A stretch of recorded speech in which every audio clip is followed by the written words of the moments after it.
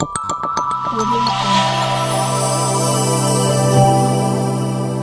Jungle. ವಿಶೇಷ ಚೇತನರ ವಾರ್ತೆಗೆ ಸ್ವಾಗತ. ಸ್ನೇಹಿತರೆ, ತಮಗೆಲ್ಲ ಗೊತ್ತಿರುವ ಹಾಗೆ ಸರ್ಕಾರಿ ನೌಕರರಿಗೆ 7th ಪೇ ಕಮಿಷನ್ ಅಂದರೆ 7ನೇ ವೇತನ ಆಯೋಗವನ್ನು ಈಗಾಗಲೇ ರಾಜ್ಯ ಸರ್ಕಾರ ಶಿಫಾರಸು ಮಾಡಿ ಅದರ ಆದೇಶಗಳನ್ನು ಕೂಡ ಬಿಡುಗಡೆ ಮಾಡಿದೆ. ಅದರಂತೆ ನಮ್ಮ ವಿಶೇಷ ಚೇತನರಿಗೆ ಇದರಿಂದ ಯಾವೆಲ್ಲ ಸೌಲಭ್ಯಗಳು ಲಭ್ಯವಾಗಿವೆ ಅಂತಕ್ಕಂಥ ಸುದ್ದಿ ಬರ್ತಾ ಇದೆ.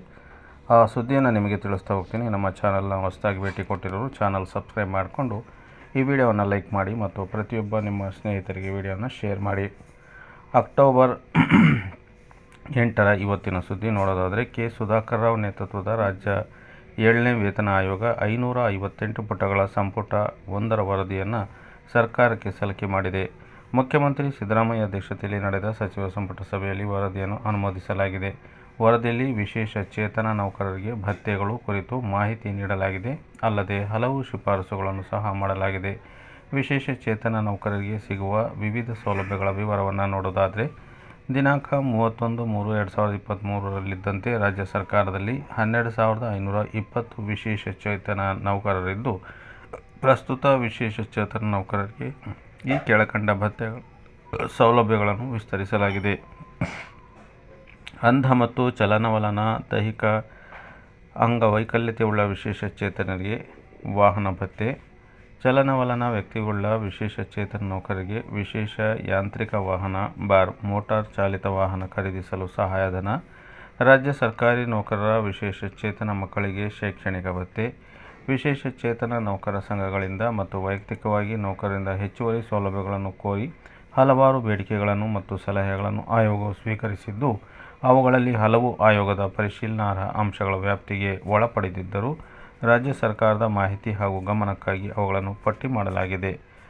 ಕೆಲವು ಬೇಡಿಕೆಗಳು ಹೀಗಿವೆ.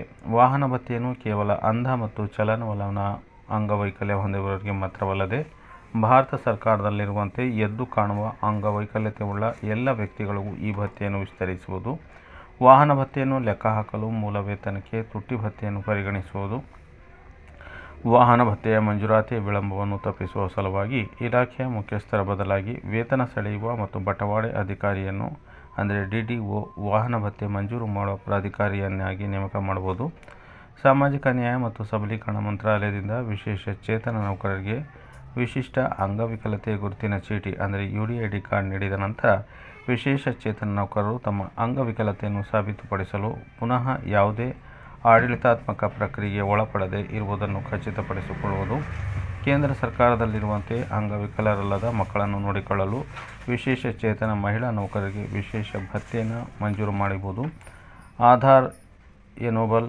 ಬಯೋಮೆಟ್ರಿಕ್ ಹಾಜರಾತಿ ಮೂಲಕ ಫ್ಲೆಕ್ಸಿ ಸಮಯವನ್ನು ಪರಿಚಯಿಸುವುದು, ಒಂದು ದಿನದ ಒಟ್ಟು ಕಾರ್ಯನಿರ್ವಹಣೆ ಅವಧಿ ಲೆಕ್ಕ ಹಾಕುವಾಗ ಊಟದ ಸಮಯವನ್ನು ಪರಿಗಣಿಸುವುದು ಹಾಗೂ ವಿಶೇಷ ಸಂದರ್ಭಗಳಲ್ಲಿ ಹೆಚ್ಚುವರಿ ಕರ್ತವ್ಯ ನಿರ್ವಹಣಾ ಅವಧಿ ವಿನಾಯಿತಿ ನೀಡುವುದು, AEBA ಬಳಕೆಯಲ್ಲಿರುವ ಅಂಧ ನೌಕರರಿಗೆ ಈ ಹಾಜರಾತಿ ಸೌಲಭ್ಯವನ್ನು ಒದಗಿಸುವ ಮಾನ್ಯತೆ ಪಡೆದ ಮತ್ತು ಸರ್ಕಾರದಿಂದ ಅನುದಾನಿತ ವಿಶೇಷ ಚೇತನ ಶಾಲೆಗಳ ಸಿಬ್ಬಂದಿಗೆ ಪಿಂಚಣಿ ಸೌಲಭ್ಯ ವಿಸ್ತರಿಸುವುದು, ಎಲ್ಲ ಇಲಾಖೆಗಳಲ್ಲಿ ವಿಶೇಷ ಚೇತನರ ಕಲ್ಯಾಣಕ್ಕಾಗಿ ಸಮಿತಿಗಳನ್ನು ಸ್ಥಾಪಿಸುವುದು, ವಿಶೇಷ ಚೇತನ ನೌಕರರಿಗಾಗಿ ಮತ್ತು ವಿಶೇಷ ಚೇತನ ಮಕ್ಕಳಿರುವ ನೌಕರರಿಗಾಗಿ ಅಗತ್ಯವಿರುವ ವೈದ್ಯಕೀಯ ಪರೀಕ್ಷೆಗಳಿಗೆ, ಸಮಾಲೋಚನೆಗೆ, ಸಹಾಯಕ ಸಾಧನಗಳಿಗೆ ಹೊಂದಿಕೊಳ್ಳುವುದಕ್ಕೆ ಅಗತ್ಯತೆ ಆಧಾರದ ಮೇಲೆ ಒಂದು ಕ್ಯಾಲೆಂಡರ್ ವರ್ಷದಲ್ಲಿ 4 ದಿನಗಳ ವಿಶೇಷ ರಜೆಯನ್ನು ಅನುಮತಿಸುವುದು, ದಿನನಿತ್ಯದ ಕಚೇರಿ ಕೆಲಸಗಳಲ್ಲಿ ಅವರಿಗೆ ಸಹಾಯಕವಾಗುವಂಥ ಲ್ಯಾಪ್ಟಾಪ್, ತಾಂತ್ರಿಕ ಸಹಾಯಕಗಳು, AI ಆಧಾರಿತ ಸ್ಮಾರ್ಟ್ಫೋನ್ಗಳು ಮತ್ತು ಇತರೆ ಉಪಕರಣಗಳನ್ನು ಬಳಕೆ ಮಾಡುವಲ್ಲಿ ಬೇಕಾಗುವ